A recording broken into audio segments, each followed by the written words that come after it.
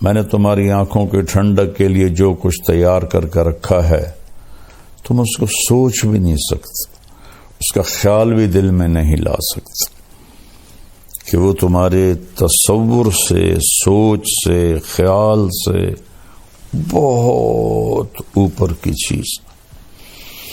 اور ایسے ہی نافرمانوں کے لیے جو ہے یصلی النار الکبریٰ، بہت بڑی آگ ہے جس کو تم سوچ نہیں سکتے ہو۔ تو اس چند دن کی زندگی میں قرآن ہمیں ایک زندگی سکھاتا ہے۔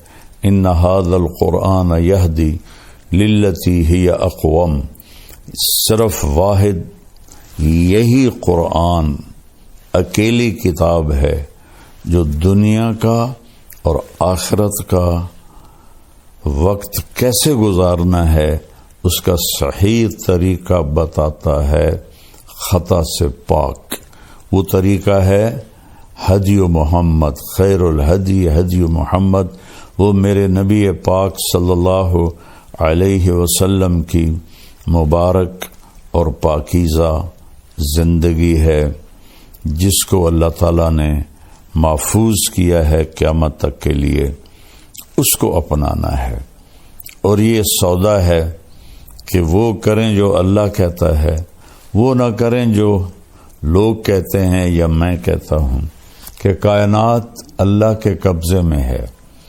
قرآن یہ ذہن بناتا ہے کہ للہ ملک السماوات والارض وما فیہن، زمین، آسمان اور جو کچھ اس کے اندر ہے نا وہ اللہ کا ہے۔ میرے نبی صبح ایک دعا مانگتے تھے روزانہ، اصبحنا واصبح الملک للہ۔ صبح ہوئی اور سارے ملک نے صبح کی، والکبریاء والعظمت للہ، عظمتیں، بڑائی، طاقت، دبدبہ، روب، شہنشاہی صرف اللہ کی۔ الخلق والامر واللیل والنہار وما سکن فیہما للہ وحدہ، ساری مخلوق، ساری طاقت، ہر موسم کے دن، ہر موسم کی راتیں اور جو کچھ ان کے درمیان ہے سب اللہ کا ہے، للہ وحدہ، سب اللہ کا ہے، کسی کا نہیں ہے۔ ما یملکون من قطمیر، سبحان اللہ۔ اللہ تعالیٰ کہتا ہے کہ ابھی تو آج کل افطاری کے دن ہیں، تو جب ہم کھجور کھاتے ہیں یا ایسے چیرتے ہیں تو گٹھلی کے اوپر ایک چھلکا ہوتا ہے باریک سا، اس کو قطمیر کہتے ہیں۔ تو ساری مخلوق اللہ کے سوا اس قطمیر کے بھی مالک نہیں، اس کھجور کے چھلکے کی۔ تو کسی کی زندگی موت کے مالک، کسی کی عزت ذلت کے مالک، کسی کے رزق دینے نہ دینے کے مالک، یہ کیسے ہو سکتے ہیں؟ انسان اللہ کے سامنے جھکا ہوا ہو، اسی کے آگے ہاتھ پھیلا رہا ہو، لیکن جب ہم اللہ سے مانگتے ہیں تو کھل کے سب کے سامنے سے ہاتھ اٹھا کے مانگ رہے ہوتے ہیں، اور دیکھنے والا بھی آپ کے اس کے دل میں آپ کی عزت بڑھتی ہے۔ ایک دفعہ ہارون رشید بیت اللہ کا طواف کر رہا تھا اور دنیا کا سب سے بڑا بادشاہ تھا، اور اس نے ایسے ہاتھ اٹھائے ہوئے تھے اوپر آسمان کی طرف اور اللہ سے دعا کر رہا تھا۔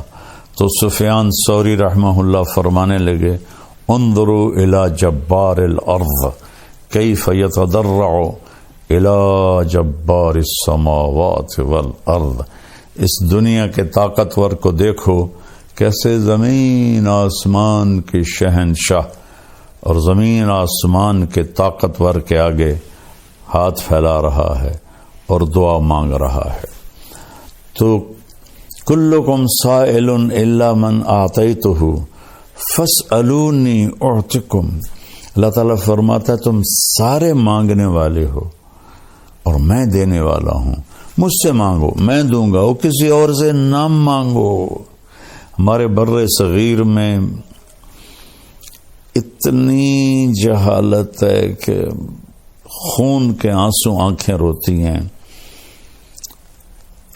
انسانوں سے مانگ رہے ہیں، اولیاء کرام جو دنیا سے چلے گئے، بزرگان دین ائمہ کرام جو دنیا سے چلے گئے، ان سے مانگ رہے ہیں۔ اور آج کل کے جو بناوٹی پیر تو زیادہ ہیں، ان سے مانگ رہے ہیں، ان کو انداتا سمجھتے ہیں۔ اللہ سے مانگ، کلکم سائل الا من آتیتہ فاسألونی، کلکم فقراء الا من اغنیتہ فاستغنونی، اغنکم فاسألونی اعطکم۔ او میرے بندو تم سب فقیر ہو اور میں شہنشاہ ہوں، میں جس کو چاہوں گا دوں گا، مجھ سے مانگو میں تمہیں عطا کروں گا۔ تو قرآن ایک ذہن بناتا ہے کہ سب کچھ میرے رب کا ہے، اور واقعات قرآن بھی اسی طرف لے جاتے ہیں کہ بھڑکتی آگ ہے اور نمرود کہہ رہا ڈال دو، اور ان کو ڈالا جاتا ہے، اور اللہ کہتا ہے یا نار کونی بردن و سلامن علی ابراہیم۔ یہ کیا بتایا اللہ تعالیٰ نے کہ آگ نہیں جلاتی، اللہ کے قدرت سے سب کچھ ہوتا ہے۔ تو اللہ نے آگ کو باغ بنا دیا۔ نمرود نے کہا انا احیی و امیت، میں بھی زندہ کرتا ہوں اور میں بھی موت دیتا ہوں۔ ایک بے گناہ کو قتل کر دیا، ایک قاتل کو چھوڑ دیا۔ تو ابراہیم علیہ السلام نے فرمایا فَإِنَّ اللَّهَ يَأْتِي بِالشَّمْسِ مِنَ الْمَشْرِقِ فَأْتِ بِهَا مِنَ الْمَغْرِبِ فَبُهِتَ الَّذِي كَفَرَ۔ تو ابراہیم علیہ السلام نے فرمایا اچھا ایسا کر، میرا رب سورج کو مشرق سے نکالتا ہے، تو مغرب سے نکال کے دکھا دے۔ تو اللہ تعالیٰ فرماتے ہیں وہ کافر وہیں لاجواب چپ اور حیران ہو کے رہ گیا۔ اللہ تعالیٰ نے بنو اسرائیل کو سزا دی، اور ایک بادشاہ تھا عراق کا بخت نصر، اس کو بھیجا تو اس نے سارے فلسطین کو ذبح کر دیا، لاشیں پڑے تھے۔ تو عزیر علیہ السلام اپنے گدھے پر جا رہے تھے، وہاں سے گزر ہوا تو ان کے دل میں آیا انا یحیی ھذہ اللہ بعد موتہا، ان سب کو کون زندہ کرے گا مرنے کے بعد، اور یہ بستی کیسے آباد ہوگی تباہ ہونے کے بعد۔